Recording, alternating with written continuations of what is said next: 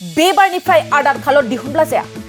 बे बाराव फिन आरोबाव मोदी सरकारा मोनसे गोदान कार्डनि गोनांथि खालामनानै होनाय जासिगोन। नोंथांमोना जानो हागौ सरकारनि बेफोर गोदान नेमखान्थिनि बागै खोनासंनो बाबाय एबा गोदान फोरमान बिलाइ गोनांथि जाबाय थानायखौ जेंना मोनगासिनो। नाथाय नोंथाङा बाबाबो गनाय नङा। बे बाराव गोदानै नोंथाङा दिहुननांसिगोन आपार कार्ड। बे समाव नोंथांमोननो फोरमायदों मोनसे गोनांथार खौरां। नोंथांनि गथ' गथायनि थाखाय दायो गोनांथि जासिगोन आपार कार्ड। आरो बे आपार कार्डजों आधार कार्डआ लिंक थानांगोन। थामहिनबा दायो नोंथांनो आधारबो नांगोन, आपारबो नांगोन। बे समाव नोंथांमोननो फोरमायदि बे बारनिफ्राय गोनांथिथार जाथारसिगोन साफ्रोमबो नोंथांमोननो आधार कार्ड बायदि आपार कार्डखौबो लोगोआव नांथारगोन। बे समाव नोंथांमोननो आधार कार्डखौ जेरैखि जाया गोनांथिथार खालामनानै होदोंमोन।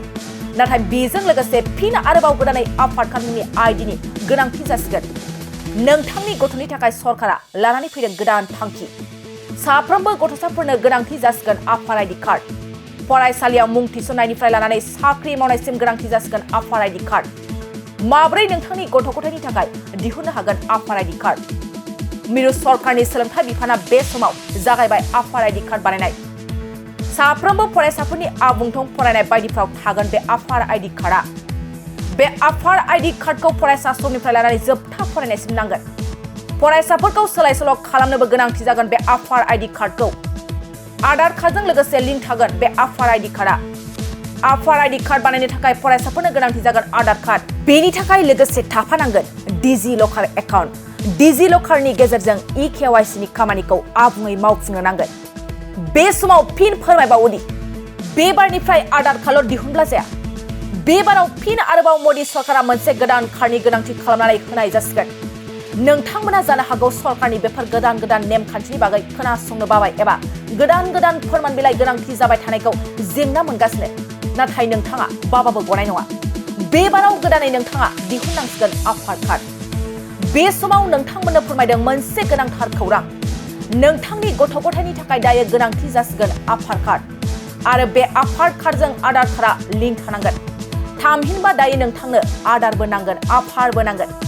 बे समाव नोंथांमोननो फोरमायदि बे बारनिफ्राय गोनांथिथार जाथारसिगोन साफ्रोमबो नोंथांमोननो आधार कार्ड बायदि आपार कार्डखौबो लोगोआव नांथारगोन। बे समाव नोंथांमोननो आधार कार्डखौ जेरैखि जाया गोनांथिथार खालामनानै होदोंमोन।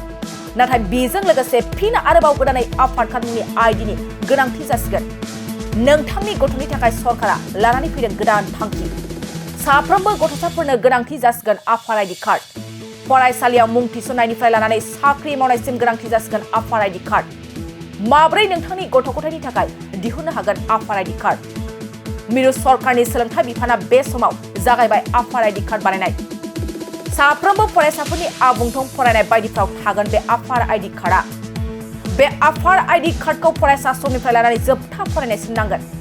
फरायसाफोरखौ सोलाय सोल' खालामनोबो गोनांथि जागोन बे आपार आइडि कार्डखौ। आधार कार्डजों लोगोसे लिंक थागोन बे आपार आइडि कार्डआ।